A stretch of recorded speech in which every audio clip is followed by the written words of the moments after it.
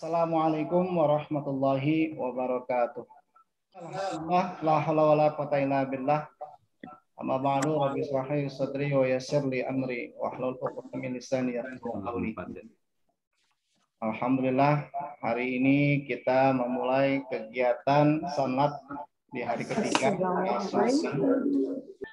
Baik, untuk tertib acara hari ini, yang pertama adalah pembukaan. Yang kedua, pembacaan ayat-ayat suci Al-Quran dan sekaligus tilawah, sari tilawahnya. Yang ketiga adalah sambutan dari kepala sekolah SMP Negeri 54. Yang keempat adalah materi, yang insya Allah yang materi pertama akan dibawakan oleh Ustadz Haji Kamaluddin SAG. Dan yang kedua, materi yang kedua nanti akan dibawakan oleh Ustadz Marhum. Dan ketiga nanti materi yaitu yang insya Allah akan saya bawakan sendiri. Ala hadhihi niyah wa ala kulli salihah ila hadratin Nabil Mustafa Rasulullah sallallahu alaihi wasallam. Al-Fatihah. Yang kedua yaitu pembacaan ayat-ayat suci Al-Quran yang insya Allah akan dibacakan oleh Ananda Fikri Aditya kelas 9F. Dan sari tilawah yaitu Ananda Faiza Karima kelas 9A.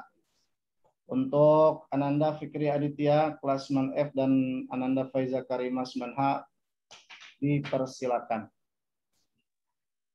A'udzu billahi minasy syaithanir rajim. Bismillahirrahmanirrahim. Ya ayyuhalladzina amanu kutiba alaikumus siyamu kama kutiba alal ladzina min qablikum la'allakum tattaqun. Ayyaman ma'dudat. فمن كان منكم مريضا أو على سفر فعدة من أيام أخر وعلى الذين يطيقونه فدية طعام مسكين فمن تطوع خيرا فهو خير له وأن تصوموا خير لكم إن كنتم تعلمون شهر رمضان الذي أنزل فيه القرآن هدى للناس وبينات من الهدى والفرقان فمن شهد منكم الشهر فليصمه ومن كان مريضا أو على سفر فعدة من أيام أخر يريد الله بكم اليسر ولا يريد بكم العسر ولتكملوا العدة ولتكبروا الله على ما هداكم ولعلكم تشكرون صدق الله العظيم. Ku berlindung kepada Allah dari godaan syaitan yang terkutuk. Dengan menyebut nama Allah yang Maha Pengasih lagi Maha Penyayang. Wahai orang-orang yang beriman, diwajibkan atas kamu berpuasa, sebagaimana diwajibkan atas orang-orang sebelum kamu, agar kamu bertakwa. Yaitu dalam beberapa hari yang tertentu. Maka barang siapa di antara kamu ada yang sakit, atau dalam perjalanan lalu ia berbuka, maka wajiblah baginya berpuasa sebanyak hari yang ditinggalkannya itu pada hari-hari yang lain. Dan wajib bagi orang yang berat menjalankannya, jika mereka tidak berpuasa untuk membayar fidyah, yaitu memberi makan seorang miskin. Barang siapa yang dengan kerelaan hati mengerjakan kebajikan, maka itulah yang lebih baik baginya. Dan berpuasa lebih baik bagimu jika kamu mengetahui. Beberapa hari yang ditentukan itu ialah bulan Ramadan. Bulan di dalamnya diturunkan permulaan Al-Quran sebagai petunjuk bagi manusia dan penjelasan-penjelasan mengenai petunjuk itu. dan pembeda antara yang hak dan yang batil. Karena itu, barang siapa di antara kamu hadir di negeri tempat tinggalnya di bulan itu, maka hendaklah ia berpuasa pada bulan itu. Dan barang siapa sakit atau dalam perjalanan lalu ia berbuka, maka wajiblah baginya berpuasa sebanyak hari yang ditinggalkannya itu pada hari-hari yang lain. Allah menghendaki kemudahan bagimu dan tidak menghendaki kesukaran bagimu. Dan hendaklah kamu mencukupkan bilangannya, dan hendaklah kamu mengagungkan Allah atas petunjuknya yang diberikan kepadamu, supaya kamu bersyukur. Maha benar Allah dengan segala firman-Nya. Wassalamualaikum warahmatullahi wabarakatuh. Waalaikumsalam warahmatullahi wabarakatuh. Terima kasih kepada Fikri Aditya kelas 9F dan Faiza Karimah kelas 9H yang telah membacakan ayat suci Al-Quran dan seri tilawah. Semoga kita yang mendengarnya dan juga yang membacanya mendapatkan pahala dari Allah Subhanahu wa taala. Untuk acara yang ketiga yaitu sambutan dari Kepala Sekolah SMP 254. Yang terhormat Kepala SMP 254 Jakarta, Bapak Haji Jarwoto SPD MM, yang kami hormati Al-Mukarrom, para ustadz dari sekolah kita, Bapak Haji Kamaluddin SAG, Bapak Markum Solib SHI, Bapak Abdul Rosid SPD. Yang kami hormati juga Ibu Bapak Wali kelas 9 serta Dewan Guru yang hadir pada acara pesantren kilat melalui Zoom pagi ini, Rabu tanggal 5 Mei 2021, dan siswa-siswa kelas 9 yang Ibu sayangi dan selalu Ibu rindukan. Assalamualaikum warahmatullahi wabarakatuh. Waalaikumsalam warahmatullahi wabarakatuh. Alhamdulillah, alhamdulillahirabbil alamin. Wassalatu wassalamu ala asrofil anbiya'i wal mursalin Sayyidina Muhammadin wa ala alihi washabihi ajmain. Puji serta syukur tahan tintinya kita panjatkan kehadirat Allah Subhanahu wa taala karena sampai detik ini kita masih dikaruniai berbagai nikmat, di antaranya nikmat sehat walafiat, sehingga kita masih bisa melakukan aktivitas sehari-hari. Dan pada khususnya hari ini, alhamdulillah anak-anakku serta Bapak Ibu guru bisa ikuti kegiatan pesantren kilat melalui Zoom dari rumah masing-masing. Inilah pembelajaran di era virtual yang sudah kalian lalui hampir 1 tahun lebih. Ya, anak-anakku, mengapa tadi Bu katakan Ibu rindukan?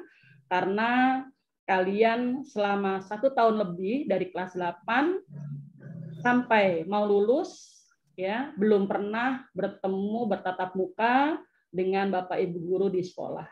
Tapi alhamdulillah semangat belajar di rumah insya Allah tetap ada karena kalian kelas 9 tentunya mempunyai target masuk ke sekolah lanjutan yang kalian impikan. Alhamdulillah pada hari ini kita juga sudah melalui hari ke-23 puasa di bulan Ramadan. Ya, artinya sudah banyak yang kita lalui menjalani ibadah puasa di bulan suci sampai hari yang ke-23. Ya. Bapak Ibu yang kami hormati serta anak-anak, mungkin juga ada orang tua di rumah yang hadir pada kesempatan ini mendampingi putra-putrinya. Kami pihak sekolah tentunya merasa bersyukur dan bangga dengan kerja keras dari para guru agama di SMP 254 serta dari host yang memfasilitasi kegiatan sanlat virtual ini, sehingga dari hari Senin sampai hari ini kegiatan berjalan lancar tanpa kendala yang berarti. Itu semua tentunya berkat kerjasama dari pihak sekolah maupun orang tua di rumah. Alhamdulillah tadi kehadiran dari siswa-siswa sudah melebihi 172 ya Pak Dep. Ya. Sehat semua ya anak-anak ya. Sehat ya. Mudah-mudahan puasanya lancar hari ke-23 ya, dan di 10 hari terakhir ini, mungkin kalian sudah banyak belajar ilmu dari guru agama maupun dari ceramah-ceramah di daerahmu, bahwa hari 10 terakhir adalah hari kita menantikan turunnya Lailatul Qadar.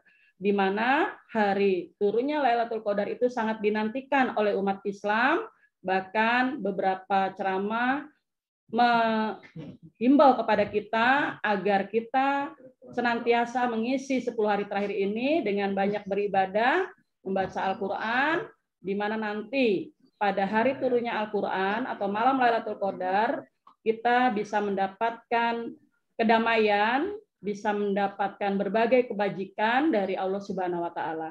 Ya, beberapa keutamaan malam Lailatul Qadar tentunya sudah disampaikan oleh guru agama, di antaranya terdapat dalam surat Al-Qadar, ya. Siapa yang hafal surat Al-Qadar dibaca, mudah-mudahan di situ banyak maknanya yang kita dapatkan, bahwa malam Lailatul Qadar di situ 3 keutamaan yang pernah Ibu dengar, salah satunya adalah turunnya Al-Qur'an, ya. Kemudian kedua, malam 1000 bulan, ya, di mana pada malam itu turunnya malaikat, ya, ke bumi, sehingga bumi dipenuhi oleh malaikat.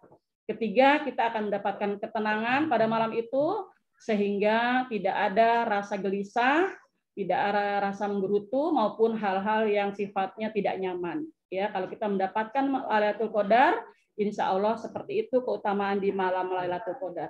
Ya, mudah-mudahan yang laki-laki di 10 hari terakhir ini memperbanyak ibadah sholat tarawih di masjid dari Isya sampai selesai.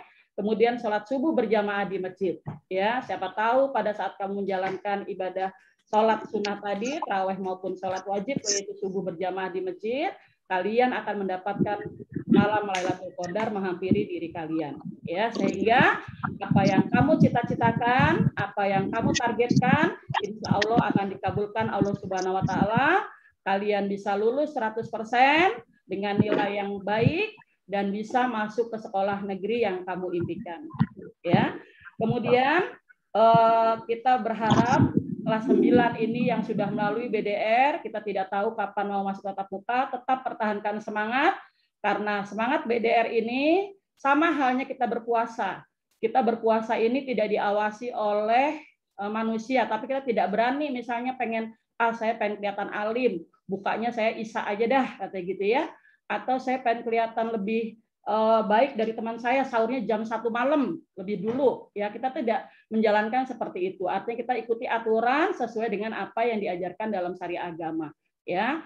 Demikian juga belajar BDR. Kamu tanpa diawasi Bapak Ibu gurumu di rumah, kamu tetap tanggung jawab, tetap disiplin, tetap melaksanakan tugas sebagaimana kamu bertatap muka di sekolah, ya. Oleh karena itu BDR selanjutnya, seandainya masih BDR, tetap pertahankan disiplinnya, perhatikan tugas-tugasnya, tanggung jawab kamu, itu sama juga kita sedang menjalani ibadah puasa, kita tidak menunjukkan pada orang, tapi Allah yang tahu. Ya, kalau kita sudah biasa seperti itu, insya Allah bulan puasa ini sudah dilakukan dengan baik, sesuai dengan aturan dan tuntunan dalam agama, maka insya Allah kita akan menjadi manusia yang bertakwa semuanya. Sekaligus kalian nanti akan menjadi manusia dan siswa dewasa yang lebih baik, lebih disiplin, tidak merasa harus dilihat orang berbuat baik, tapi itu adalah karena diri kita semata-mata dipandang dan dilihat selalu oleh Allah Subhanahu Wa Taala, ya, tanpa harus dinilai oleh manusia. Oleh karena itu, terakhir Ibu harapkan kelas 9 tahun ini baik nilai maupun perilaku sama halnya mudah-mudahan ketika kita sedang menjalani ibadah puasa di bulan Ramadan. Itu saja dari Ibu. Akhirnya Ibu berdoa semoga orang tua kalian, keluarga kalian selalu sehat, panjang umur, bisa menyaksikan kalian lulus dengan nilai yang baik dan masuk sekolah lanjutan yang diharapkan. Itu saja dari Ibu. Terakhir, Ibu mohon maaf lahir batin berkaitan dengan 7 hari lagi kita menyambut Idul Fitri. Dari pihak sekolah Ibu mewakili, mohon maaf lahir dan batin atau zohir dan batin. Mudah-mudahan kesalahan-kesalahan yang sudah dilakukan sebelumnya bisa dimaafkan oleh kalian, dan kami pun selaku guru akan selalu memaafkan kekeliruan yang mungkin pernah kamu lakukan. Ya, semoga setelah Idul Fitri kita kembali menjadi manusia yang menang. Amin. Amin ya rabbil alamin. Itu saja dari Ibu. Wabillahi taufik walhidayah. Wassalamualaikum warahmatullahi wabarakatuh. Kepada Bu Haji atas sini yang telah memberikan sambutan dan motivasi kepada kita semua. Baik, untuk acara yang ke-5 yaitu materi yang akan disampaikan langsung oleh Bapak Ustadz Haji Kamal SAG. Untuk akhirul kiram, yatafaddal. Assalamualaikum warahmatullahi wabarakatuh. Alhamdulillah wa syukurulillah ala ni'amillah. Salatu wassalamu ala rasulillah wa ala alihi wa sahbihi wa mawalah. La hawla wa la quwata illa billah ma ba'd.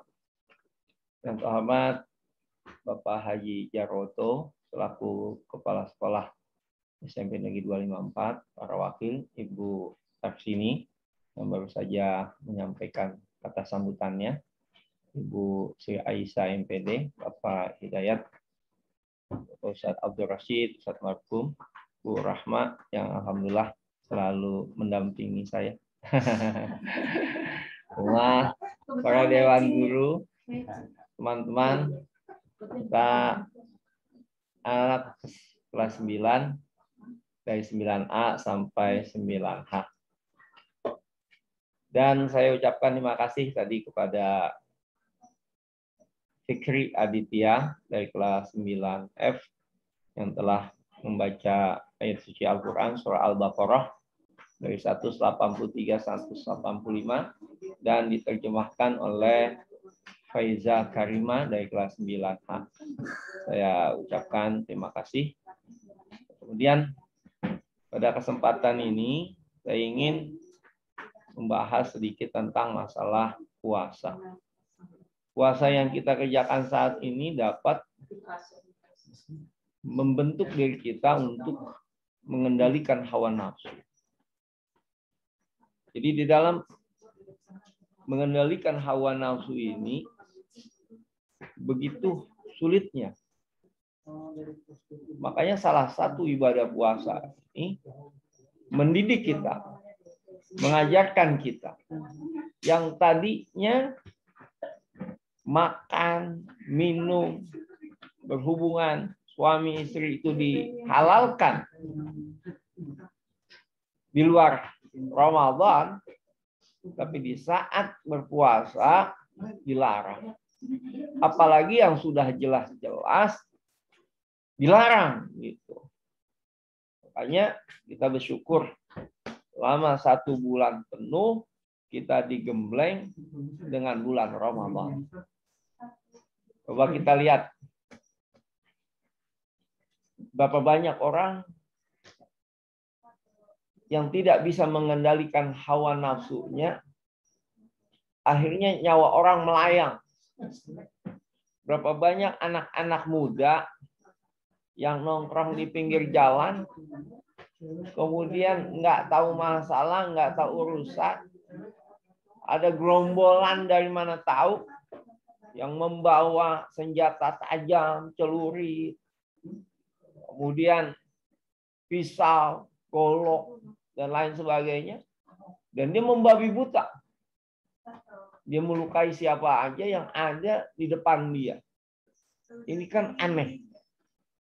Jadi orang yang tidak bisa mengendalikan hawa nafsunya ini, kedudukannya itu begitu parahnya, bahkan lebih sesat daripada binatang.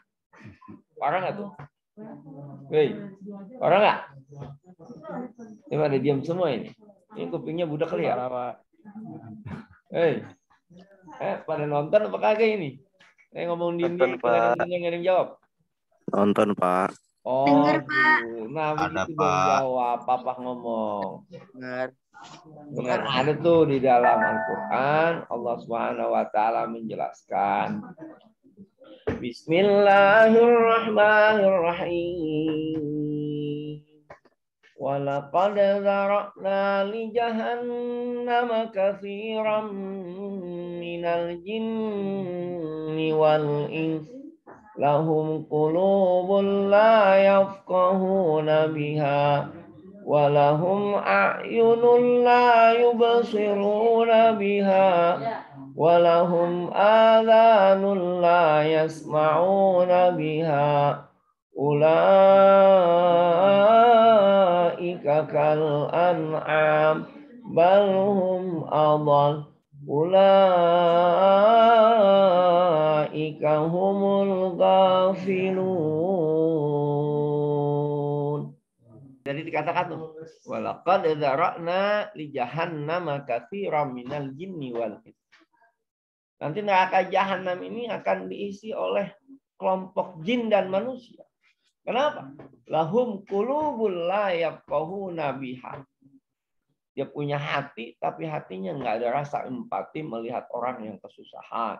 Coba kamu kalau ada orang yang kesusahan, di sekeliling kamu, dibantu, bukan disumpahin. Kadang-kadang ada orang jatuh dari tangga, orangnya gede badannya. Bukan ditolongin diangkat, malah dibilang hati-hati, malah hati-hati. Udah jatuh suruh hati-hati. Jadi dibantu. Kirain ceweknya yang cakep, digotong sendiri. Mau dibantu sama yang lain, kata, udah Pak, saya juga kuat sendiri. Dengan yang jelek dia nggak menolongin. Ini masalah ini ya. Lahum qulubul la yafqahuna biha. Hati kita jangan buta mata hati, nggak mau melihat, nggak ada rasa empati. Padahal dalam ibadah puasa itu dididik kita ada rasa empati. Kalau selama 13 jam kurang lebih kita puasa ada rasa lapar, bagaimana tetangga kita, saudara kita yang mungkin dia bisa 2 hari, 3 hari dia tidak makan. Begitu. Kemudian walahum a'yunul la yubsiruna biha. Kita dikasih mata, tapi mata kita tidak bisa melihat keagungan, kebesaran, kemuliaan Allah. Kalau misalnya orang yang buta aja, dia nggak bisa melihat Al-Quran, tapi dia bisa menghafal Al-Quran sampai 30 juz. Tapi mata kita gede bin lodot, nggak bisa melihat. Kan aneh. Bukan maksudnya nggak bisa melihat, nggak bisa menghafalkan Al-Quran. Ini satu buah kelemahan bagi kita. Kemudian walahum adzanul la yasma'una biha. Kita dikasih telinga, tapi telinga kita tidak mau mendengarkan firman-firman Allah, tidak mau mendengarkan nasihat-nasihat yang baik. Nah, orang yang semacam ini ulaika kal an'am. Tuh, Allah katakan tuh. Kalau ada orang yang punya mata, punya hati, punya telinga, tapi mata hatinya nggak berfungsi, kupingnya nggak berfungsi, matanya nggak berfungsi, hatinya nggak berfungsi, itu kategorinya dia bagaikan binatang ternak. Jadi kedudukan kita itu balhum ada, bahkan lebih sesat, lebih rendah daripada babi, daripada kunyuk, daripada anjing. Itu Allah yang bilang. Jadi bagaikan binatang ternak. Bahkan lebih sesat daripada itu. Ulaika humul ghafilun. Mereka itulah orang-orang yang lalai, orang-orang yang nggak dapat petunjuk dari Allah, yang nggak dapat keberuntungan. Nah, makanya kita ini di dalam ibadah puasa, kita dilatih, dididik, agar kita dapat mengendalikan hawa nafsu kita. Nah, yang kedua tentang ibadah puasa ini, dapat melatih diri kita untuk menjadi manusia yang sabar. Innallaha ma'as sabirin. Sesungguhnya Allah sangat cinta, sangat suka kepada orang-orang yang sabar. Nih, kita pengennya begitu. Punya anak, anak yang sabar. Punya murid, murid yang sabar. Punya guru, guru yang sabar. Punya suami, suami yang sabar. Jadi, kalau sabar itu kita bawa kemana aja, insya Allah hidup kita akan tenang, akan tentram, batin kita nggak ada kegelisahan. Tapi orang kalau nggak sabar, antri nggak mau sabar, makan nggak mau sabar, ibadah nggak mau sabar, akhirnya yang ada adalah kegelisahan hidupnya, keputusasaan. Padahal putus asa itu nggak boleh. Wala tayasu min rohillah. Janganlah engkau berputus asa dari rahmat Allah. Banyak anak-anak nih, belum waktunya dekat dengan pasangan jenisnya laki, perempuan sama laki, akhirnya dia deket laki sama laki, perempuan sama perempuan, kan aneh. Masih SMP udah punya gebetan. SMP manggilnya mama papa, kan aneh. Masih kecil tapi otaknya udah dirusak. Karena nonton yang nggak bagus, sinetron yang nggak bagus, buka YouTube yang nggak bagus, akhirnya otaknya jadi rusak. Nah, dengan ibadah puasa dilatihlah kita sifat kesabaran kita. Jadi sabar itu terbagi 3. Yang pertama adalah sabar dalam ketaatan. Yang kedua, sabar di dalam maksiat. Yang ketiga, sabar di dalam musibah atau ujian hidup. Sabar dalam ketaatan. Nggak menahan, nggak makan, nggak minum, nggak berhubungan seks saat siang hari bagi yang sudah berkeluarga. Itu artinya mendidik kita, melatih kesabaran kita untuk ketaatan kita kepada Allah. Sabar, walaupun kita dalam keadaan letih, lemah, nggak berdaya, kita capek, kita tetap melaksanakan puasa, kita tetap sholat. Itu namanya latihan untuk mendapatkan keridhaan Allah di dalam melaksanakan ketaatan. Hal-hal yang diperintahkan kita kerjakan. Banyak orang yang dikasih jasad tubuh yang sehat, tapi dia nggak bersyukur kepada Allah, malah justru akhirnya dia masuk ke dalam lembah kehinaan. Kenapa? Karena nggak mau melatih dirinya untuk menjadi manusia yang bertakwa. Melatih dirinya untuk menjadi manusia yang sabar di dalam menjalankan ketaatan kepada Allah. Sehingga akhirnya dia seperti bola. Ketika ditendang ke kanan, dia akan ikut ke kanan. Ditendang ke kiri, dia akan ikut ke kiri. Dia nggak punya yang namanya keyakinan dirinya di dalam kebenaran. Nah, kita jangan sampai begitu. Yang kedua, sabar di dalam meninggalkan hal-hal yang dilarang. Jadi, maksiat, zina, mabok, itu nggak boleh. Nah, kalau kita udah biasa, kita jalankan hal-hal yang seperti itu, akhirnya nanti akan merusak diri kita, dan itu kita anggap biasa. Coba kamu coba aja, dicoba.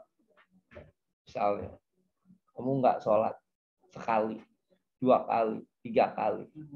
Akhirnya jadi terbiasa. Nah, kalau udah terbiasa, menganggap ketika kita meninggalkan hal itu, kita anggap udah nggak dosa. Kita terasa nikmat.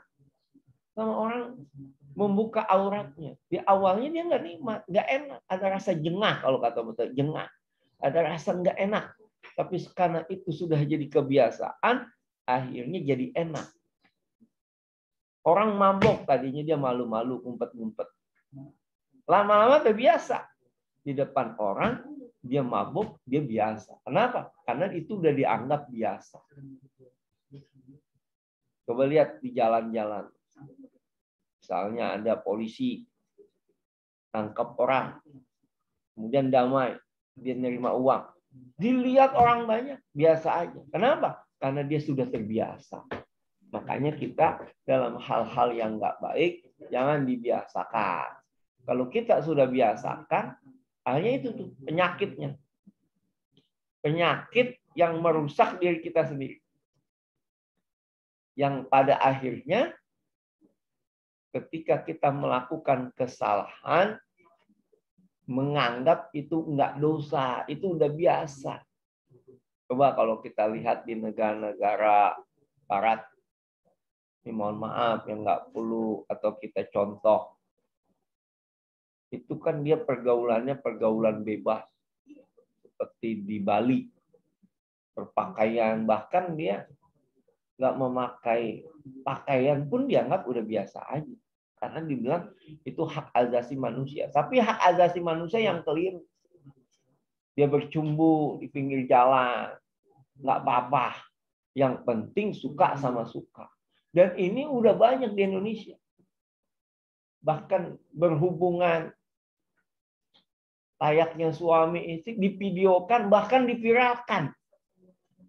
Al-haya'u syu'batum minal iman. Jadi rasa malunya udah dicabut oleh Allah. Udah hilang. Jadi nggak malu lagi, udah biasa aja. Coba bagaimana tahun 80-an ketika saya masih kecil, kalau ada seorang wanita merokok, itu dianggap udah aib yang besar. Tapi sekarang, orang berjilbab merokok dianggap biasa. Dulu kalau ada orang bertato, itu kita anggap udah, ini orang parah banget. Tapi sekarang tato dijadikan satu buah seni dalam hidup. Semua bertato, depannya bertato. Bikin gajah duduk. Belakangnya bikin gajah tidur. Kan rusak semua. Kebiasaan-kebiasaan seperti itu. Makanya ini pergaulan ini berbahaya. Ya, maksiat harus sabar di dalam melakukan maksiat. Maksudnya jangan kita sampai melakukan hal-hal yang dilarang oleh Allah. Maksiat kita lakukan. Orang bunuh dianggap biasa, bahkan dianggap hebat. Saya pernah lihat tuh di depan pinggir jalan, Dalwi Koya, nggak salah tahun yang lalu. Orang tawuran sampai ada kupingnya dipotong, bahkan dipertontonkan, dia tunjukkan nih kupingnya. Gimana itu? Orang melakukan hal yang dilarang jadi suatu buah kebanggaan, tapi ketika melakukan yang diperintahkan ada rasa malu untuk dikerjakannya. Baca Quran, kamu remaja malu. Kalau pakai baca Quran ngaji, pasti banyak yang nggak datang. Malu. Tapi kalau cuma dengerin baca fikih, tafsir, banyak tuh yang datang. Tapi ngaji satu-satu, banyak yang nggak mau. Ini kan malunya yang salah. Ketika joget, mau nggak ada rasa malu.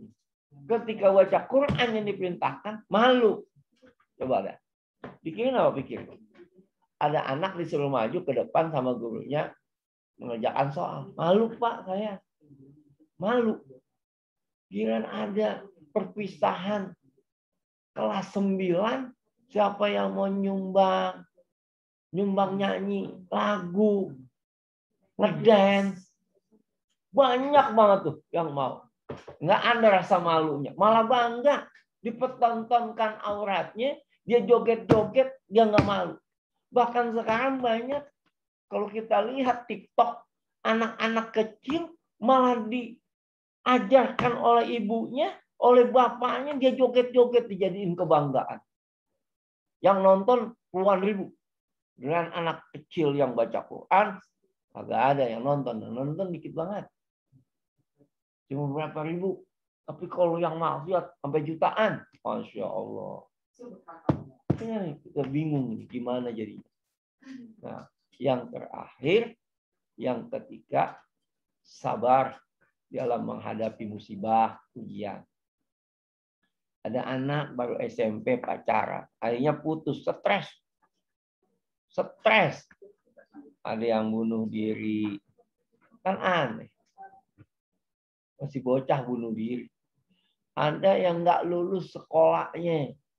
Waktu beberapa tahun yang lalu kan itu sistemnya kalau nggak lulus ngulang itu. Ujian nasional disuruh ngulang. Misalnya matematika yang nggak lulus disuruh ngulang. Nah itu ada juga yang nggak lulus yang harus balik lagi sekolah kelas 3 lagi. Atau kelas 9 lagi. Stres dia. Akhirnya ada beberapa orang yang bunuh diri. Padahal itulah ujian hidup. Tidak ada manusia yang tidak dapat ujian. Tidak ada makhluk yang Allah hidupkan tidak diuji oleh Allah Subhanahu wa taala. Jangankan manusia, binatang juga banyak yang diuji. Sakit dikasih binatang, tangannya, kakinya patah atau matanya buta, itu kan ujian juga. apalagi manusia yang dimintakan pertanggungjawabannya oleh Allah Subhanahu wa taala. Nah, jadi para hadirin sekalian, mari kita latih diri kita. Dari ibadah puasa ini yang dapat dididik kita untuk mengendalikan hawa nafsu kita, melatih kesabaran kita. Nah, kalau kita mengaku diri kita sebagai umat Rasulullah, sebagai hamba Allah Subhanahu wa taala, kita bisa melatih kesabaran kita. Nggak mungkin ada orang yang mengaku Islam ketika Allah uji, dia nggak mampu. Padahal Allah itu menguji sesuai kemampuannya. La yukallifullahu nafsan illa wus'aha. Allah tidak akan memberikan ujian illa wus'aha, kecuali sebatas kemampuan hambanya untuk memikulnya. Ada orang bertanya sama saya, dia bilang begini, kata siapa bang? Berapa banyak orang yang diuji, akhirnya dia bunuh diri. Nah, itu bukannya ujiannya itu berat, dianya yang enggak sabar, dianya yang enggak mau memohon, meminta kepada Allah Subhanahu wa taala. Tapi kalau dia enggak putus asa, enggak mungkin dia bunuh diri. Udah diukur, udah diatur kemampuannya. Makanya akhirnya dia merasa enggak mampu. Itu kan perasaan. Karena keimanan yang enggak mantap. Padahal fa inna ma'al usri yusra, inna ma'al usri yusra. Bahwa di balik ujian itu pasti akan ada hikmah dan manfaatnya. Di balik kesulitan pasti akan ada kemudahan.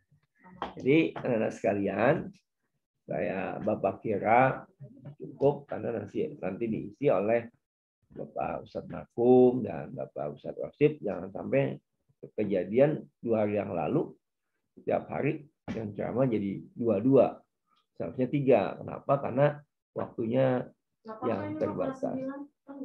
Nah, sekarang kalau mungkin ada yang mau bertanya, Bapak silakan.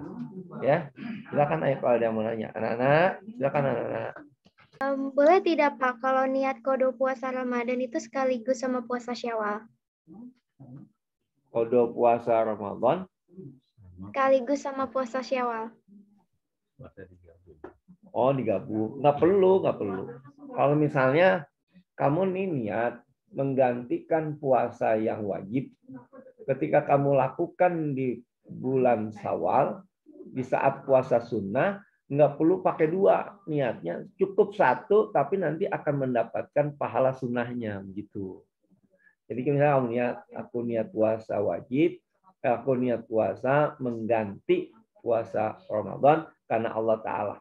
Udah puasa niat seperti itu udah termasuk akan mendapatkan pahala sunnahnya, sunnah Syawalnya. Jadi nggak perlu pakai 2. Gitu. Baik Pak, terima kasih Pak. Oke, sama-sama. Puasa itu diwajibkan. Ya, puasa diwajibkan kan memang biar kita jadi manusia yang bertakwa. Kan ada tuh. Ya ayyuhalladzina amanu kutiba alaikumusiyam kama kutiba 'alal ladzina min qablikum la'allakum tattaqun. Ya ayyuhalladzina amanu, hai orang-orang yang beriman, kutiba 'alaikumusiyam, telah diwajibkan kamu untuk berpuasa. Kama kutiba 'alal ladzina min qablikum, sebagaimana puasa telah diwajibkan oleh orang-orang sebelum kamu. Jadi sebelum Nabi Muhammad itu puasa udah diwajibkan oleh umat-umat yang terdahulu. Biar kenapa? La'allakum tattaqun, biar kita jadi manusia yang bertakwa. Siapa tuh manusia yang bertakwa? Nah, kemarin sudah saya bahas. Buka di YouTube saya. Puasa dapat membentuk manusia yang bertakwa. Nah, Kamaluddin Ali. Ada di situ tuh. Oke, terima kasih Pak. Sama-sama. Ada lagi? Pak, saya mau nanya. Ya. Namanya? Namanya siapa namanya? Anzal Kasiwah, Pak. Kelas 9. Ya. Ya, siapa dulu nih? Nama saya Kesha Rasari. Silakan. Maksudnya Ayo, apa? kamu nanya. Air itu Pak, saya. Ya. Maksudnya kentut dalam air tapi bisa membatalkan puasa. Caranya gimana ya, Pak? Apa? Kurang kencang. Katanya kalau misalkan kita kentut dalam maksudnya. Oh iya. Kentut dalam air membatalkan wudhu.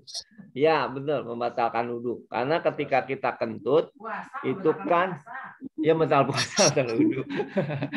maaf. Ketika kita kentut, makanya jangan kentut di dalam air. Kalau lagi puasa, kalau bisa jangan berenang. Kalau udah telanjur nih kita berenang, kemudian kita mau kentut, naik dulu ke atas. Baru balik lagi turun ke bawah. Kalau di dalam, yang saya pelajari, kenapa dia dianggap batal? Karena ketika kita kentut itu kan terbuka tuh belakangnya. Dugurnya. Ketika terbuka, masuklah air. Berbek. Nah, masuk tuh. Jadi batal. Karena ada yang bilang, tapi kan Pak itu kagak bikin hilang haus. Ya iya, nggak hilang haus ya. Tapi tetap yang dilihat itu bukan masalah hilangnya. Sama kalau kamu minum sedikit juga haus nggak bakal hilang. Tapi yang dibilang batal ya tetap batal gitu. Tapi Suprila boleh nanya nggak? Ya, Bu Haji, silakan. Nah, ini kalau misalnya kuping banget gitu. Berarti kalau lagi puasa terus pakai cotton bud ngebersihin kuping biar darahnya hilang, itu boleh nggak? Terima kasih Pak Ustaz. Ya, sama-sama. Ya, gimana kalau misalnya kupingnya kegatelan, kemudian pakai cotton bud hilang nggak? Apa namanya puasanya batal nggak? Ya kalau misalnya kita buat apa namanya garuk-garuk atau kita masukin itu ya, ya jangan sampai yang kita masukin apa yang kita mau keluar itu ke dalam gitu. Kalau lukain yang keluar apa-apa. Sama juga ketika kita berwudu, kita berkumur-kumur, kita masukin ke hidung, boleh nggak? Boleh, karena itu memang sunnah. Jadi walaupun di bulan puasa, kerjakan. Yang penting jangan sampai air itu masuk ke dalam gitu. Itu juga ketika kita kan kadang-kadang kalau udah kemasukan sakit banget, kalau kita nggak korek nggak enak, nggak apa-apa. Masuk ya. Masuk. Nggak apa-apa, kayak kita vaksin boleh nggak lagi bulan puasa? Boleh. Vaksin padahal itu vaksin lebih parah lagi dimasukin tuh. Itu tapi boleh, apalagi tibang kuping itu nggak apa-apa Bu. Makasih Ustaz. Oke, sama-sama.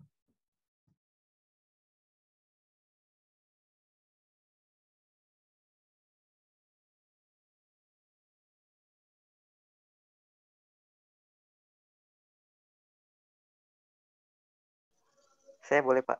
Boleh, nggak boleh. Cewek aja boleh, lagi cowok. Jadi kan Ramadan ini kan kayak bulan yang sangat spesial Pak, yang sangat diberkahi. Tapi yang membuat Ramadan ini sangat diberkahi dan sangat spesial tuh apa ya Pak? Terima kasih. Oh banyak. Kenapa? Karena di bulan Ramadan ini adalah bulan yang dimuliakan. Di Ramadan inilah bulan diturunkannya Al-Quran. Di bulan Ramadan inilah terdapat malam yang mulia, yaitu malam Lailatul Qadar. Di bulan Ramadan inilah pahala dilipat gandakan. Di bulan Ramadan inilah yang namanya ibadah yang sunnah, pahalanya menjadi ibadah wajib pahalanya, dan pahalanya ibadah wajib Allah lipat gandakan. Di malam Lailatul Qadar itu seakan-akan kita beribadah kurang lebih 83 tahun. Jadi kemuliaannya begitu banyak.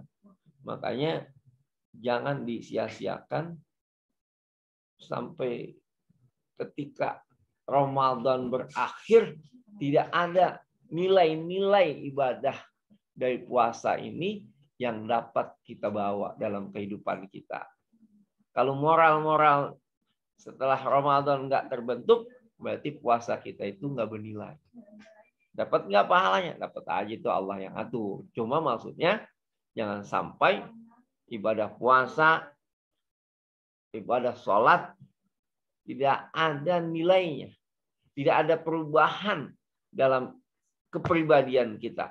Padahal kita diperintahkan takhallaku bi akhlaqillah, berakhlaklah kalian seperti akhlaknya Allah. Itu. Jadi ibadah puasa Ramadan itu memang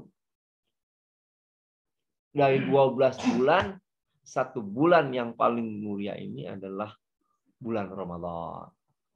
Gitu. Karena berkah, memang diberkahi. Berkah orang-orang yang namanya tukang jualan, itu keuntungannya malah di bulan Ramadan. Ustadz makin dapat rezekinya makin banyak di Ramadan. Pas Covid anjlok. Sekarang memang begitu lagi pada ya ujian hidup namanya, ada Covid ya. Tapi alhamdulillah lebih baik dari tahun ini daripada yang lalu. Gitu. Oke, ada lagi Bapak tutup. Makasih banyak ya anak-anakku kelas 9. Jangan sudah dulu, masih ada lagi nih 2. Ya, kami persilakan kepada Bapak Ustadz Rashid. Assalamualaikum.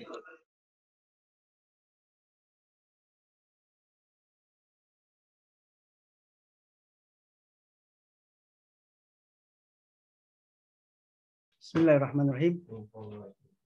Assalamualaikum warahmatullahi wabarakatuh. Waalaikumsalam warahmatullahi wabarakatuh.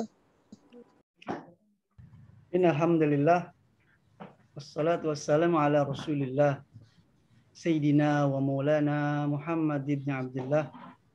Wala hawla wala quwwata illa billah. A'udzu billahi minasyaitonir rajim. Bismillahirrahmanirrahim. Yarfa'illahu alladhina amanu minkum walladhina utul ilma darajat. Wa qala Nabi sallallahu alaihi wasallam, may yuridillahu bihi khairan yufaqihu fid din. Yang kami muliakan dan kami hormati Pak Kepala Sekolah SMP Negeri 254 Jakarta, Bapak Haji Jarwoto MPD, beserta para wakil, juga Bapak Ibu staf, dan seluruh Dewan Guru yang saya muliakan. Serta anak-anakku sekalian, kelas 9, yang Bapak cintai dan Bapak banggakan. Bisa. Tadi sudah panjang lebar dibahas oleh Bapak Ustadz Haji Kamaluddin, yang wajahnya mirip-mirip Deddy Corbuzier ya. Tapi gantengan beliau, Ustadz Kamal. Walaupun rambutnya hilang, itu tambah ganteng beliau. Kayak dokter. Sudah panjang lebar, ceramahnya begitu menyentuh, dan tentunya kalian sudah mendapatkan resume ya, rangkuman yang insya Allah dapat kalian amalkan dalam kehidupan sehari-hari. Sebab ketika di bulan Ramadan ini, apabila kita melangkahkan kaki untuk menuju ke tempat, di mana di tempat itu ada majelis taklim, ya, majelis ilmu, ya, baik pengajian, ceramah, ya, tausiah. Maka langkah kita itu dihitung dengan pahala setiap langkahnya itu sama dengan ibadah 1000 tahun. Ibadah 1 tahun. Bayangkan, 1 langkah kita menuju ke tempat di mana itu ada majelis ilmu, maka 1 langkah disamakan dengan ibadah 1 tahun pahalanya. Luar biasa. Makanya Pak Markum sendiri merasa ya menyayangkan. Kenapa sih di mana-mana, terutama di Jakarta, ketika Ramadan datang itu kok justru pengajian diliburkan? Bukannya malah digalakkan, diperbanyak. Sebab kenapa? Pahala menuntut ilmu di bulan Ramadan itu, bayangkan setiap langkahnya itu sama dengan kita ibadah 1 tahun. Makanya beruntunglah orang yang rajin datang ke majelis ilmu di bulan Ramadan, rumahnya jauh dari masjid. Setiap langkahnya dihitung sama dengan setiap langkah itu ibadah 1 tahun. Luar biasa. Bahkan dalam hadis Rasulullah SAW bersabda, "Lau ta'lamu ummati ma fi syahrul Ramadan, latamannau an takuna sanah kullaha Ramadan." Seandainya umatku tahu apa keutamaan yang ada di bulan suci Ramadan, niscaya pasti umatku menginginkan bahwa di dalam 1 tahun itu seluruhnya Ramadan. Kenapa demikian? Di annal hasanata mujtami'atun. Di bulan Ramadan segala kebaikan dilipat gandakan pahalanya. Yang wajib dilipat gandakan, amalia sunnah pahalanya disamakan dengan pahala yang wajib. Wa ta'atu makbulatun, segala ketaatan diijabah. Wa da'watu mustajabatun, segala permohonan diijabah, dikabul oleh Allah. Apalagi ketika kalian berada di antara waktu menjelang berbuka puasa. Contoh jam 5.40 menit ya. Sekarang kan buka jam 5:49 menit kalau nggak salah ya. Kamu berdoa. Itu adalah waktu yang sangat-sangat mustajab. Waktu yang sangat istimewa ketika kita berdoa. Kamu berdoa di situ. Menjelang berbuka puasa. Sebelum kamu mengucapkan Allahumma lakasumtu wa bika amantu wa ala rizqika aftartu bi rahmatika ya arhamar rahimin. Berdoa. Silakan apa hajat kalian pada Allah Subhanahu wa taala. Wa dzunubu maghfuratun, dan dosa-dosa diampuni di bulan Ramadan ini. Wal jannatu mushtaqatun, surga sangat rindu kepada orang yang berpuasa di bulan Ramadan. Bahkan nanti di surga itu ada namanya surga punya pintu namanya Babur Rayyan. Ya. Babur Rayyan. Kan ada Babul Rahmah, ada Babul ya Khuldi. Itu ada di surga itu namanya Babur Rayyan. Babur Rayyan itu satu buah pintu surga di mana pintu itu selalu memanggil-manggil. Dan ada orang yang selalu dipanggil oleh Babur Rayyan ini. Ternyata yang dipanggil oleh Babur Rayyan ini orang-orang yang rajin sedekah, rajin puasa di bulan Ramadan, puasa Senin Kamis, puasa sunnah-sunnah yang lainnya, berbakti kepada kedua orang tua, qiyamul lail, tahajud, infak sedekah, haji termasuk. Semua pintu memanggil dia. Apalagi Babur Rayyan ingin dimasuki oleh orang-orang tersebut. Dan ternyata di dalam surga itu ada satu buah ruangan, satu buah pintu ya. Itu ketika dibuka, itu ada sesuatu yang belum pernah terlihat oleh mata siapapun. Sangat-sangat luar biasa. Mala ainun ra'at wala udhunun sami'at wala khatar ala qalbin bashar. Ada sesuatu yang belum pernah dilihat oleh mata siapapun. Di sana itu ada sesuatu yang belum pernah terdengar oleh siapapun. Ada sesuatu yang belum pernah terlintas dalam hati benak siapapun. Ternyata itu semua dihadiahkan, akan dipersembahkan untuk mereka orang-orang Islam yang berpuasa di bulan suci Ramadan. Anak-anak sekalian, kadang-kadang Bapak menyayangkan ketika ada orang Islam di bulan Ramadan, kok dia nggak berpuasa gitu. Bapak tanya, kamu dalam keadaan musafir, perjalanan, umpamanya dari Jakarta singgah ke Subang gitu. Ternyata dia itu bukan. Dia orang setempat gitu, pribumi asli. Anda Islam? Islam. Anda dewasa? Dewasa. Usianya udah hampir 40 tahun. Anda sakit? Enggak.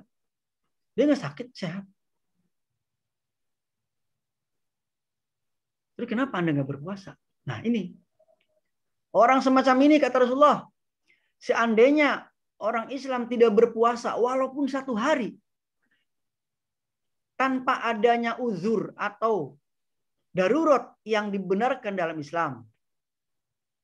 Uzur syar'i namanya. Uzur syar'i itu contohnya begini. Dia sakit. Sakit parah. Kalau dia berpuasa, maka dampaknya sangat fatal. Kata dokter, kamu jangan puasa. Kalau puasa kamu bisa mati, umpamanya. Maka orang seperti ini boleh nggak berpuasa. Yang kedua, orang yang dalam keadaan perjalanan, musafir namanya. Contoh Jakarta Tegal, Brebes, Pemalang, Kalongan, Purwakarta, itu boleh. Mereka nggak berpuasa di perjalanan, silakan makan di dalam bus, ya, makan minum. Maka minkum maridon au ala safarin faidatum min ayyamin ukhor. Tapi nanti setelah Idul Fitri dia harus mengqadha puasa tersebut. Berapa dia membatalkan puasa di perjalanan? 2 hari, ya 2 hari. Wa antasumu khairul lakum in kuntum ta'lamun. Tapi kalau kamu tetap berpuasa, maka itu lebih baik bagi kamu. Siapa lagi? Wanita yang menyusui. Ibu-ibu hamil. Boleh itu nggak berpuasa. Anak kecil. Siapa lagi? Wanita yang dalam keadaan menstruasi. Wanita yang dalam keadaan datang bulan. Siapa lagi? Wanita yang dalam keadaan masa nifas. Ya, nifas itu kan itu farjinya keluar darah karena melahirkan. Kurang lebih 40 hari dia keluar darah terus. Nifas. Nggak boleh berpuasa. Haram hukumnya. Kemudian siapa lagi? Manula, manusia lanjut usia. Lemah dia, nggak bisa berpuasa. Kalau berpuasa bisa membahayakan kondisi tubuhnya. Maka orang-orang ini boleh nggak berpuasa di bulan suci Ramadan. Tapi dengan catatan, kalau manula, manusia yang sudah lanjut usia, sudah tua renta, usianya 80 atau lebih, udah pikun ya, maka dia nggak berpuasa boleh. Tapi dengan syarat harus membayar fidyah. Fidyah itu memberikan makan kepada fakir miskin sebanyak 60 orang. Setiap hari. Ya. 1 hari 1 mud. 1 mud itu kalau digenapkan lebih dari 1 liter, kurang dari 1 kilo. Ya, biar lebih sempurna ya genapkan 1 kilo. 1 kilo itu kan 10 on ya. Kasih tuh fakir miskin 60 hari. 66 pakai 60 orang fakir miskin. Nah ini ada orang yang tidak berpuasa di bulan suci Ramadan dengan alasan dia capek, lelah, nggak kuat, malas. Maka kata Rasulullah, seandainya setelah Idul Fitri dia akan menebus dosa yang 1 hari dia tinggalkan tidak berpuasa, maka walaupun dia puasa seumur hidup, dosanya tidak akan ditebus dengan puasa selama hidupnya. Bapak ulangi, 1 hari dia nggak berpuasa, dosanya tidak akan bisa tertutupi dengan dia berpuasa seumur hidupnya. Bayangkan betapa berharganya 1 hari di bulan Ramadan. Bagaimana 30 hari dia nggak berpuasa. Bahkan suatu ketika Rasulullah pernah diajak oleh Malaikat Jibril jalan-jalan. Bertilah di satu tebing yang sangat curam ya. Kemudian Jibril memperlihatkan kepada baginda Rasulullah, wahai Muhammad, lihatlah di bawah sana. Ternyata baginda Rasulullah melihat gambaran orang yang digantung kakinya di atas, kakinya di bawah. Kemudian di setiap lubang hidung, mulut, mata, telinga, dubur, dan kubul keluar darah yang sangat deras. Mencucurkan nanah dan darah yang begitu banyak. Jibril bertanya, ya Jibril, Rasulullah bertanya, wahai Jibril, siapa dia? Jibril menjawab, ya Muhammad, itu umatmu yang berani meninggalkan puasa Ramadan.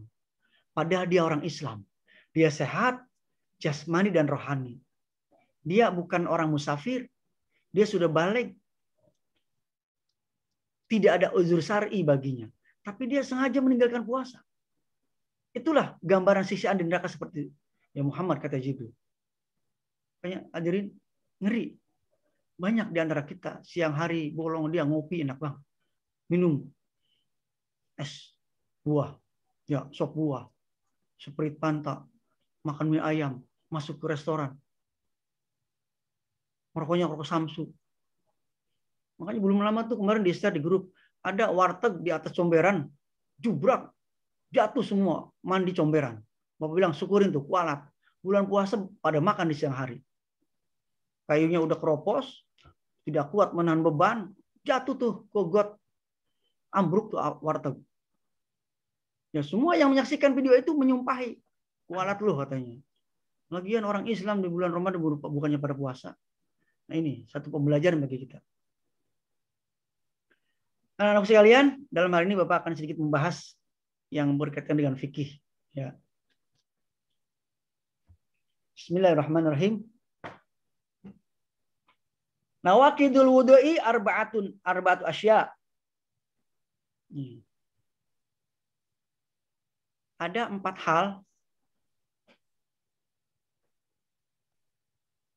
yang apabila dia itu tidak punya wudu, maka haram baginya. Ya. Maaf. Yang merusak wudu, yang membatalkan wudu, ada 4 perkara. Yang pertama apa? Al-awwalu al-khariju min ahdis sabilain min kubulin au duburin. Yang pertama, keluar sesuatu dari 2 jalan. Depan dan belakang. Kubul dan dubur. Walaupun yang keluar itu berupa kerikil umpamanya. Atau cairan. Nih Bapak jelaskan ya. Bukan hanya air seni yang keluar dari kemaluan laki-laki atau perempuan. Tapi sesuatu yang keluar selain itu dari kubul kita, wanita atau laki-laki, pria atau wanita, itu membatalkan wudhu. Contoh, laki-laki itu, maaf ya, kalian sudah kelas 9. Mungkin sudah saatnya Bapak sampaikan. Karena ini berhubungan dengan masalah fikih. Masalah bersuci. Anak laki-laki itu, kadang ada semacam cairan yang keluar dari kemaluannya, yang warnanya itu bening. Bening seperti putih-putih telur. Ini Bapak harus jelaskan secara detail, biar kalian paham. Nah ini namanya mazi. Bukan mani, mazi. Mazi ini hukumnya najis. Sama seperti air kencing. Tuh, kalau kalian keluar seperti itu, ya karena udah dewasa namanya, tidur malam tiba-tiba basah. Kalau sperma kamu harus mandi wajib. Tapi kalau bukan sperma, cairan bening kayak putih telur, itu namanya mazi, najis nak. Celana dalamnya harus dicuci, sarungnya harus dicuci. Kemaluan kamu harus dicuci. Najis. Jadi bukan hanya air kencing ya yang membatalkan wudhu. Au duburin atau yang keluar dari dubur dalam belakang. Baik mau pup ya, tinja kotoran ataupun rihin, angin. Ya, gas beracun. Baik yang berbunyi ataupun tidak berbunyi. Ini membatalkan wudhu. Al-ghairihi atau selain itu. Ya, dari dubur kita keluar biji apa gitu, jambu tiba-tiba. Batal wudhunya. Ya. Atau tiba-tiba keluar rambut. Atau semacam apa itu ya? Semacam biji selasi, sekecil apapun. Maka batal wudhunya. Nah, ini hati-hati. Illal mania, kecuali air sperma. Air sperma nggak batal wudhu. Ya.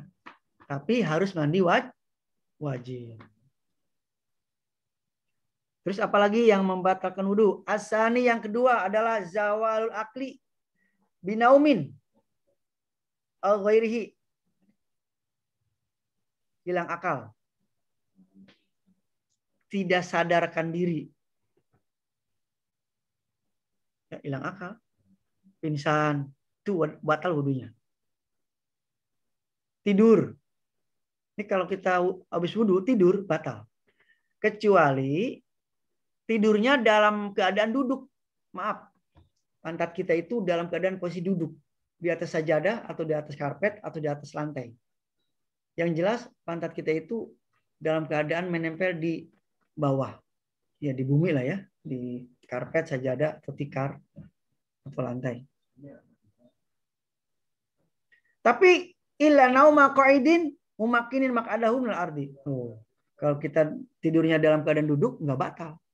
Makanya banyak kan orang yang sholat Jumat itu sambil mendengarkan khutbah karena khutbahnya ngalor ngidul, nggak jelas pembahasannya, materinya, muter aja, bikin ngantuk. Khutbah sudah dijelaskan sama panitia itu masjid, pengurus. Maksimal 15 menit. Dia 25 menit masih ngomong aja. Apalagi bulan Ramadan, ngantuk, panas, letih, lapar, haus. Ya udah ngantuk. Tapi posisi dia itu dalam keadaan duduk, nyender di tembok, nggak batal wudunya. Yang batal itu kalau pantat kita itu sudah tidak menempel di sajadah.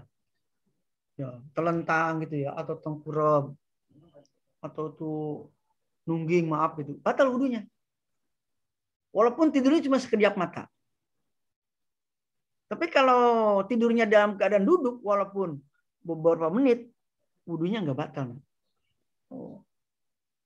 Jadi kedua, tidur. Kecuali tidurnya dalam keadaan duduk. Yang ketiga, asalis, yang ketiga, iltika ubasyaratai rajulin wa mur'atin. Kabira ini iznabain. Bersentuhan kulit antara laki-laki dan perempuan. Yang keduanya sudah dewasa.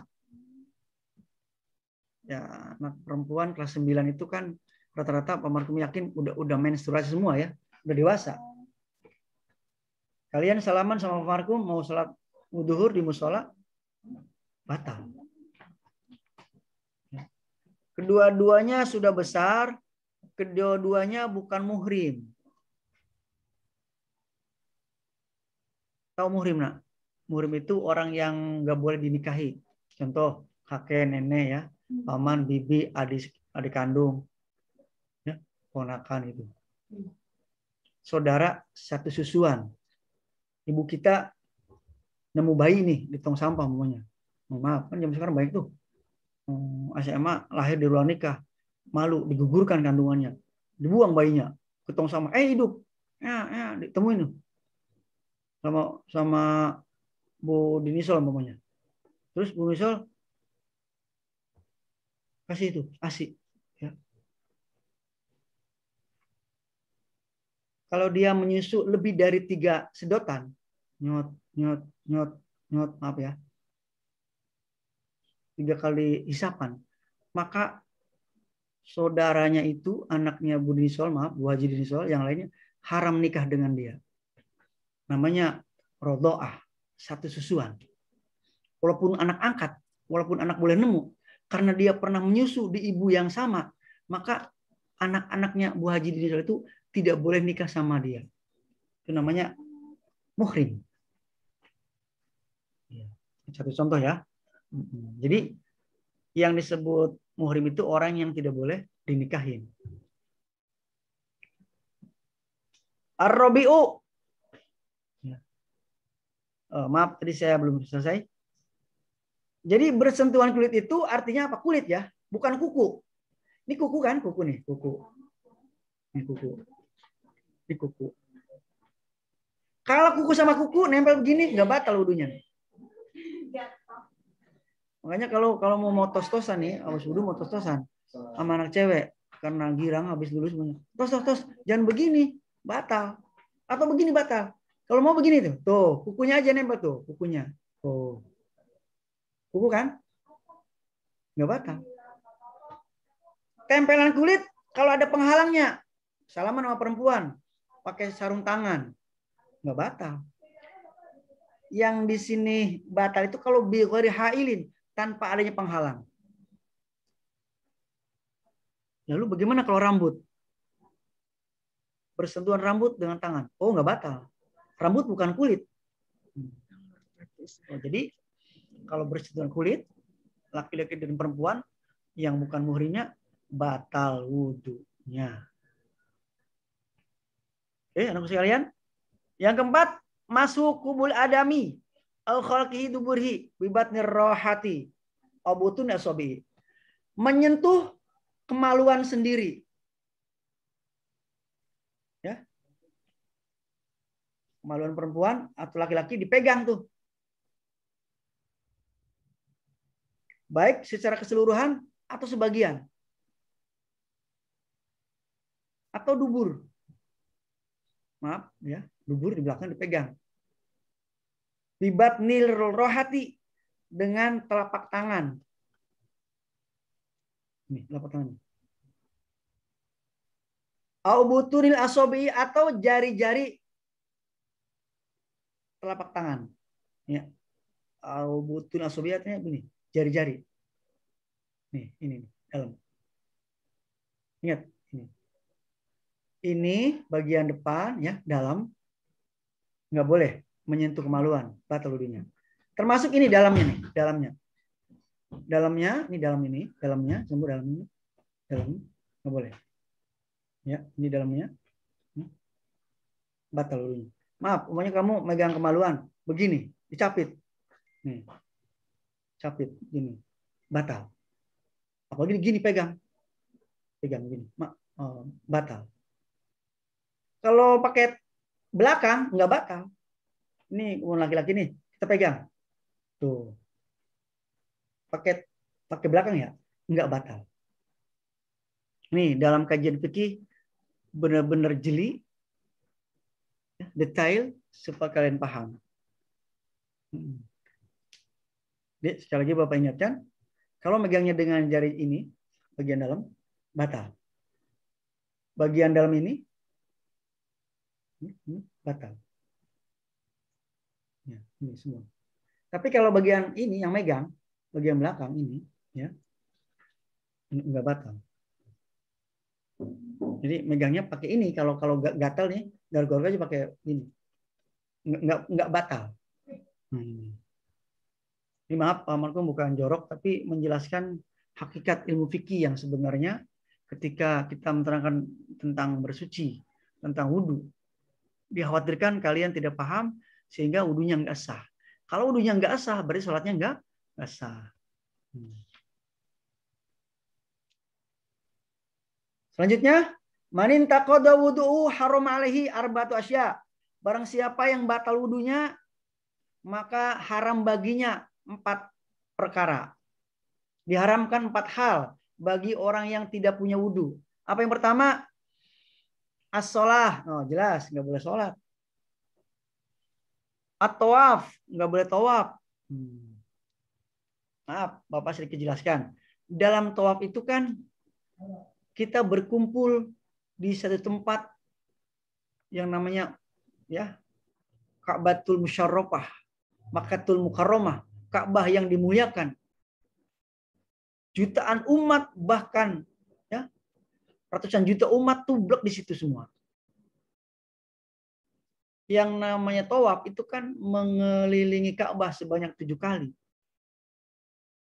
Di situ pasti kita tidak bisa menghindar untuk supaya tidak bersentuhan kulit dengan laki-laki dan perempuan.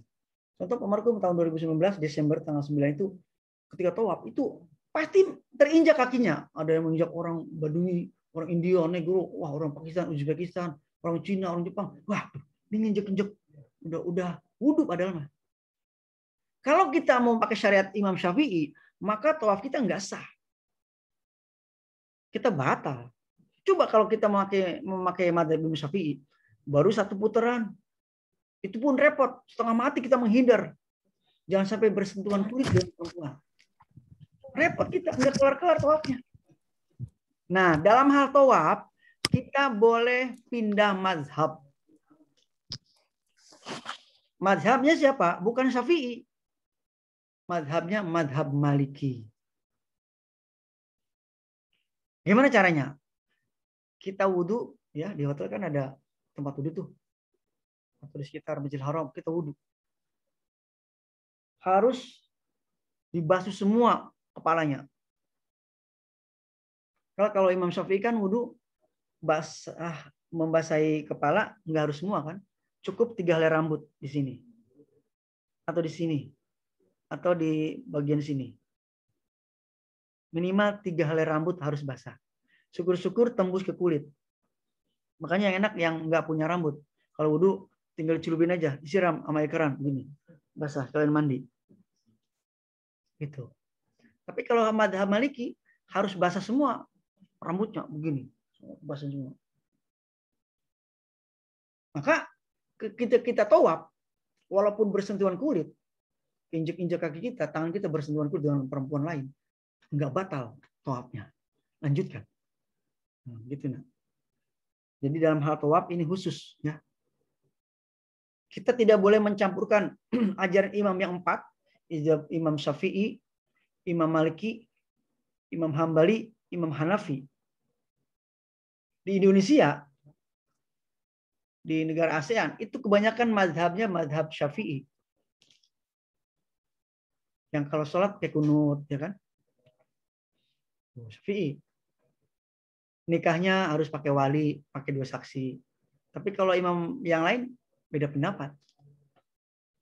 Contoh, Imam Syafi'i dalam sholat harus baca Fatihah. Kalau nggak baca surat Fatihah, Al-Fatihah, nggak sah sholatnya.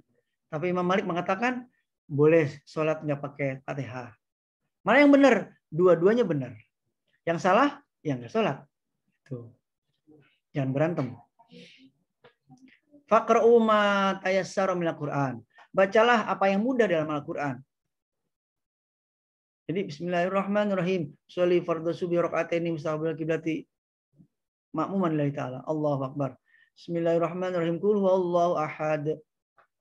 Allahu akbar. Oh, boleh. Kalau menurut madhab Maliki. Tapi menurut madhab Syafi'i nggak boleh.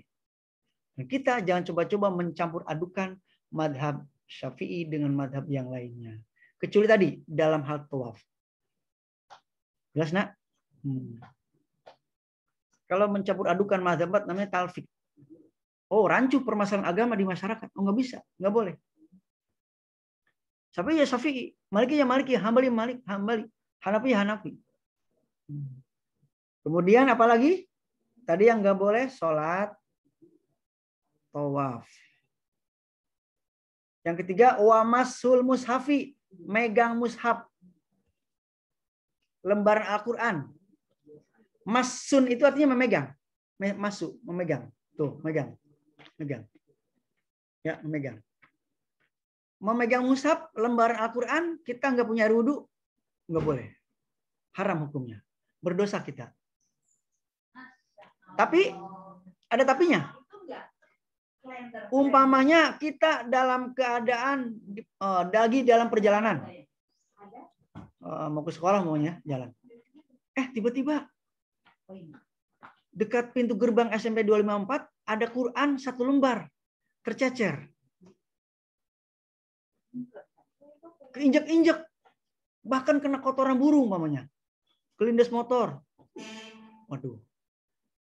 Dalam rangka menyelamatkan itu mushaf Al-Quran, kalian tidak buru-buru, boleh. Ambil itu Al-Quran, kamu selamatkan.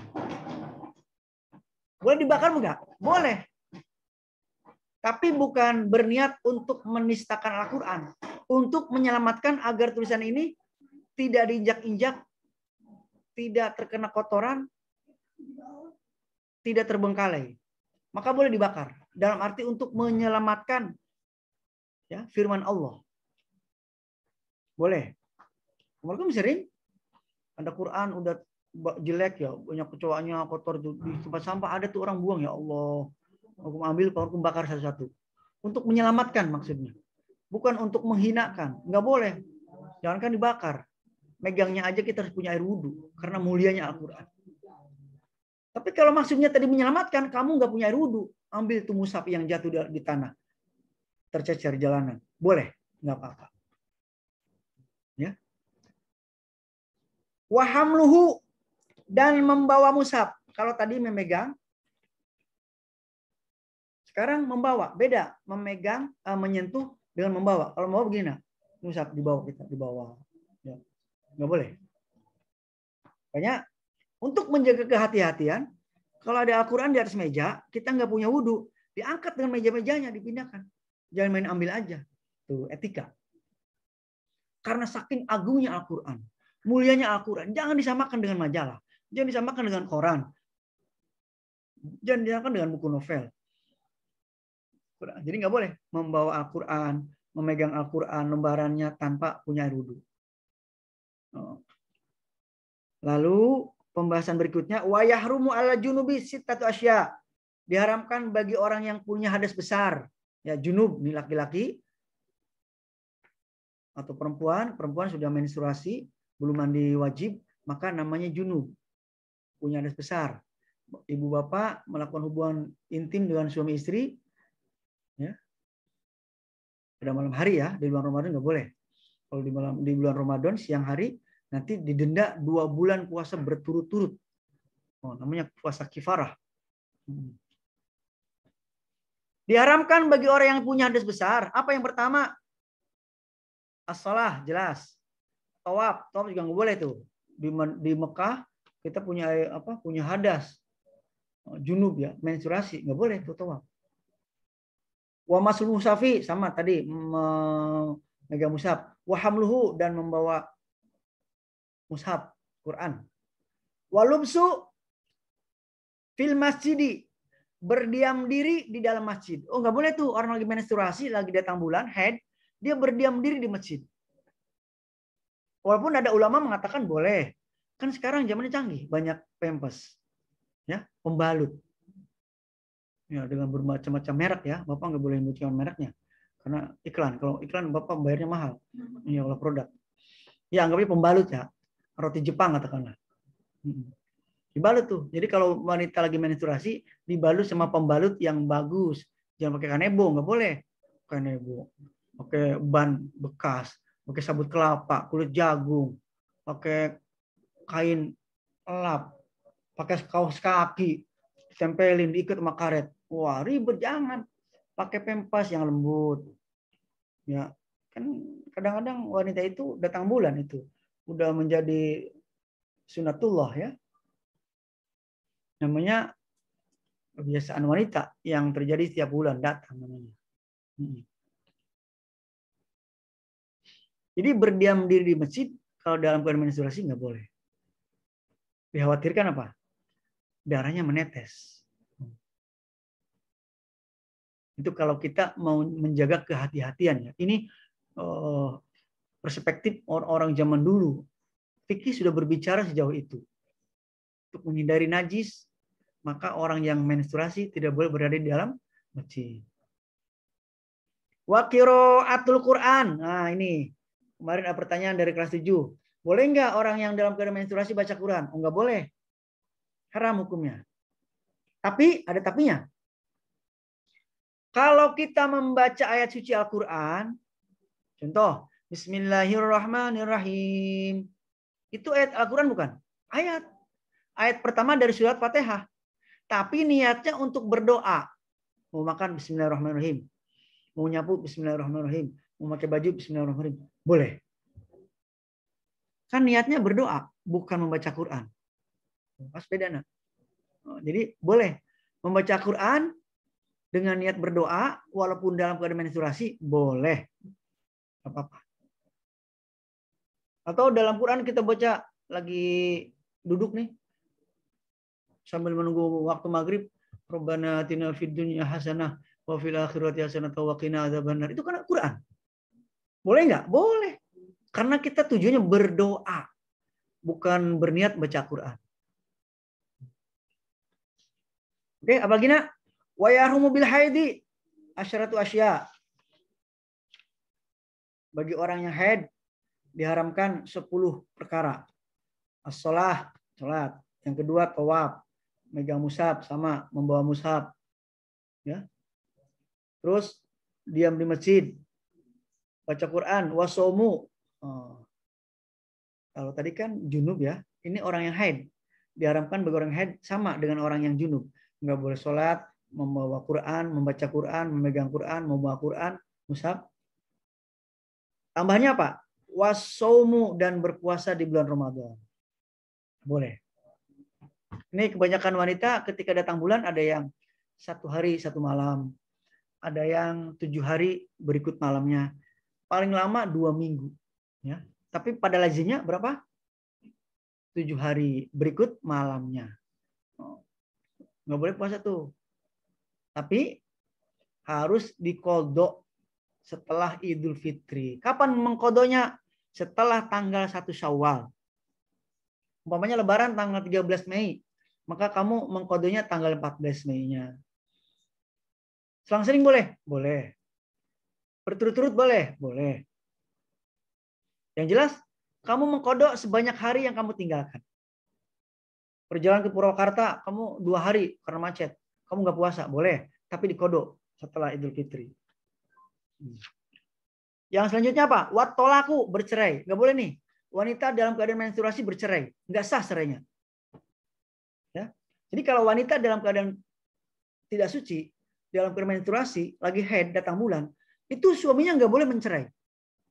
Ya memang nggak boleh cerai ya. Jangan cerai. Karena sebab itu perbuatan yang sangat dibenci sama Allah. Kecuali hal-hal yang sangat darurat. Yang akan membawa madarat dalam kehidupannya. Boleh. Banyak kok ustaz-ustaz yang cerai dengan istrinya karena hal-hal tertentu. Itu.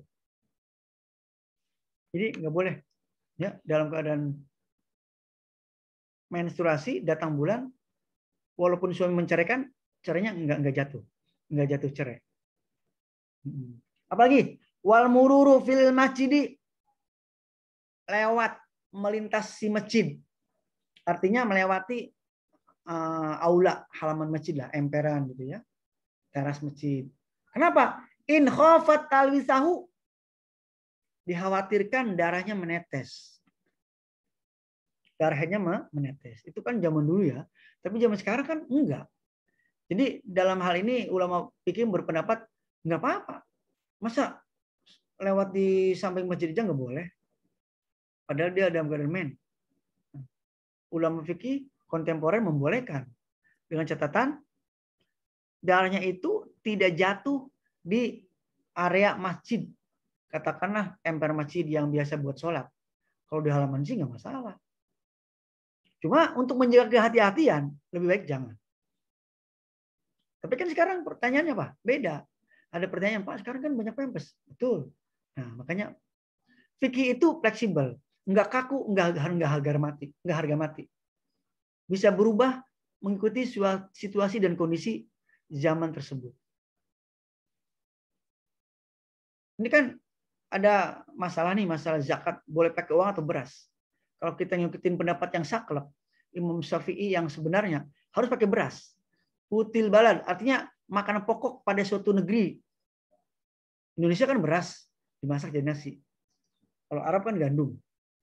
Nah, untuk menghindari batalnya kita dalam berzakat fitrah, biar tetap sah, kalau kita mau zakat pakai uang, boleh. Maka panitia zakat harus menyiapkan beras di depan meja itu. Ketika sang orang yang mau zakat, dia harus megang beras. Ini beras ya, pegang. Buat simbol doang gitu. Ini beras pegang. Berapa orang? 10 jiwa. Berarti kalau 40, 400.000 ya. Tetap berasnya 3 liter setengah hanya untuk simbol. Hanya untuk simbol. Ini bukan berarti membohongi Allah, bukan. Bukan membohongi Allah, bukan. Ini hanya untuk menggugurkan kewajiban bahwa kita itu zakat harus pakai beras. Gitu. Ribet, nggak ribet. Panitia zakat nih Bang, mohon maaf, pegang berasnya untuk supaya zakat kita lebih sempurna. Karena Imam Syafi'i lebih mengharuskan dengan beras, bukan dengan uang. Kalaupun dia pakai uang, boleh. Dengan catatan, pegang tuh beras nih Bang. Seakan-akan saya zakat pakai beras. Oh, gitu. Bagaimana ya? Nah, wa itu an ukhrija zakat al-fitri an nafsi fardhu lillahi. Yang terakhir, wal istimta'u bima baina surati wa rukbati. Nih, orang yang haid nggak boleh bersenang-senang dengan suaminya. Apa? Menikmati, maaf, antara lutut dan pusar. Ya, kamu tahulah, ya, kemaluan. Dalam keadaan menstruasi, Terus sang suami harus tahu diri, istri juga harus tahu diri. Bang, maaf bang, pray dulu ya 7 hari. Jangan main tembak aja. Mama lagi dalam keadaan suci, nih, lagi banyak darahnya. Begitu. Makanya suami istri harus tahu. Kalau melakukan juga haram hukumnya. Ya, haram, nggak boleh. Haram hukumnya suami menggauli istri dalam keadaan menstruasi. Makanya ketika menstruasi itu bersenang-senang antara lutut dan dengkul, lutut dan pusar. Artinya apa? Nggak boleh. Iya. Oleh karenanya, maaf, nggak boleh. Seorang istri harus memberitahu ke suami, bang, maaf bang, kita lagi main, walaupun sekedar menikmati, ya menikmati apa dengan melihat nggak boleh. Apalagi dengan melakukan hubungan seks langsung, ya nggak boleh. Haram hukumnya karena istri lagi dalam keadaan menstruasi. Itu anak-anak sekalian, sedikit ulasan tentang fikih yang berhubungan dengan wudhu, ya. Untuk Stephen kelas 9C, kalau ibu kandung tidak batal, bapak kandung tidak batal, adik kandung juga tidak batal, walaupun sama-sama balik. Kecuali saudara kandungnya itu, maaf, saudara kandungnya itu kamu anggap saudara kandung, tapi sebenarnya itu anak-anak temuan, itu anak angkat. Dan anak-anak angkat itu pernah menyusu, merasakan ASI ibu kamu, maka itu dianggap sebagai saudara kandung. Nah, tapi kalau saudara kandung seibu, sebapak, walaupun sudah balik, nggak batal wudunya. Ya, oke nak, Stephen, jelas? Kakek, nenek, saudara kandung, paman, bibi itu nggak membatalkan wudu. Salaman tidak membatalkan wudu. Karena itu namanya muhrim. Muhrim itu artinya orang yang tidak boleh menikah dengannya. Oke, ya, oke. Bagaimana Pak kalau lagi sholat, terus nggak sengaja, nggak tahu kapan gimana caranya, kayak nggak nyadar gitu melakukan air seni, itu sholatnya batal nggak Pak? Dan wudunya batal nggak Pak? Lagi sholat, tiba-tiba keluar air seni gitu, tanpa sadar. Iya Pak. Merasakan itu keluar. Sedikit aja keluar ya Pak? Sedikit. Iya, walaupun dikit atau banyak tetap batal. Iya, di sini bukan masalah sedikit atau banyaknya ya, tetap batal. Jangankan air seni, dalam kemaluan kamu keluar kelereng, tiba-tiba, oh kelereng ini panjang banget nih, atau emas, tiba-tiba cincin, atau HP gitu. Nah, nggak mungkin ya. HP keluar dari kemaluan kamu lagi sholat, batal. Tapi nggak mungkin ya. Ya, casan lagi, casan, atau uang itu batal. Apapun yang keluar dari kemaluan kamu, kubur itu batal. Oke, nah ada lagi? Kalau gitu gimana Pak? Bisa saya pengen tentang batalin puasa. Kalau misalnya nih ada orang tidur, terus dia selagi tidur mimpi basah, kan emang mimpi kita nggak bisa ngendaliin Pak. Dan dia bangun misalnya jam 12 deh siang bolong, itu puasanya batal nggak Pak?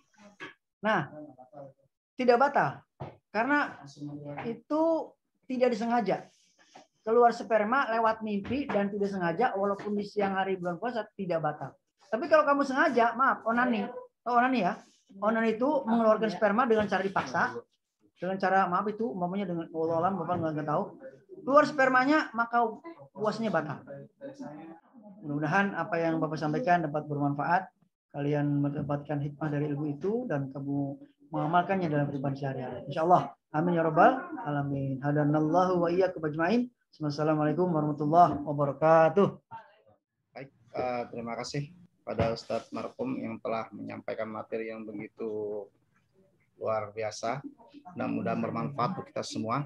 Anak-anak sekalian, karena waktu sudah menunjukkan 9:37 menit, ya, dengan keterbatasan waktu, mari kita akhiri samlat ini dengan saya ambil kesimpulan dari keseluruhannya bahwa bulan Ramadan ini adalah bulan keberkahan, bulan yang penuh ampunan, bulan yang penuh rahmat.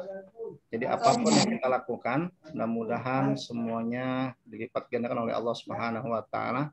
Dan jadikanlah Ramadan, momentum Ramadan ini sebagai tarbiyah, pendidikan bagi kita. Ya, pendidikan bagi kita lapar 1 hari ya, dari jam imsak sampai masuk waktu maghrib itu belum seberapa dibandingkan dengan orang-orang yang kelaparan setiap harinya.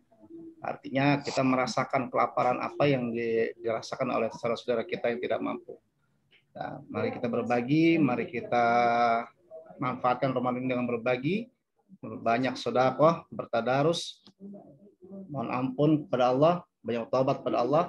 Mudah-mudahan kita bisa berjumpa lagi dengan Ramadan yang akan datang. Mari kita berdoa. Kata Allah, astajibuli, ya, maka berdoalah, maka aku akan mengabulkan mustajabah, mengabulkan semua doa-doa. Ya, mari kita berdoa, kita tutup dengan doa. Mudah-mudahan apa yang tadi kita dengarkan, materi-materi dari para ustadz kita, ini menjadi satu keberkahan dan menjadi satu pelajaran buat kita nanti kelak, ya, pada saat kalian nanti dewasa. Baik, terima kasih. Kita doa. Bismillahirrahmanirrahim. Alhamdulillahirabbil alamin. Hamdan yuafi ni'amahu wa yukafi mazidah. Ya Rabbana lakal hamdu wa lakal syukru kama yanbaghi li jalali wajhikal karim wa azimi sultanik. Allahumma salli ala sayyidina Muhammad wa ala ali sayyidina Muhammad. Allahumma inna nas'aluka ridhaka wal jannah wa na'udzubika min sakhatika wan nar. Allahumma innaka 'afuwun karim tuhibbul 'afwa fa'fu 'anna. Rabbana taqabbal minna salatana wa siyamana wa qiyamana wa ruku'ana wa sujudana wa takhussu'ana wa tadarru'ana wa tahtabsumurana bi rahmatika ya arhamar rahimin. Rabbana atina min ladunka rahmah wa hayyi lana min amrina rasyada. Rabbana atina fid dunya hasanah wa fil akhirati hasanah wa qina adzabannar.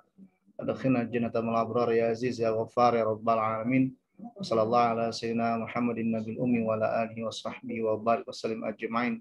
Da'wahum fiha subhanallahumma tahiyatuhum fiha salam wa akhiru da'wahum alhamdulillahi rabbil alamin. Amin amin ya rabbal alamin. Amin. Amin ya rabbal alamin. Ya, baik. Terima kasih kepada Bapak Ibu guru yang telah masuk kegiatan Ramadan ini, sanad Ramadan ini. Dan juga anak-anakku sekalian kelas 9 yang sudah ikut bergabung dari partisipan. Ya, mudah-mudahan semua yang diberkahi oleh Allah Subhanahu wa taala. Terima kasih.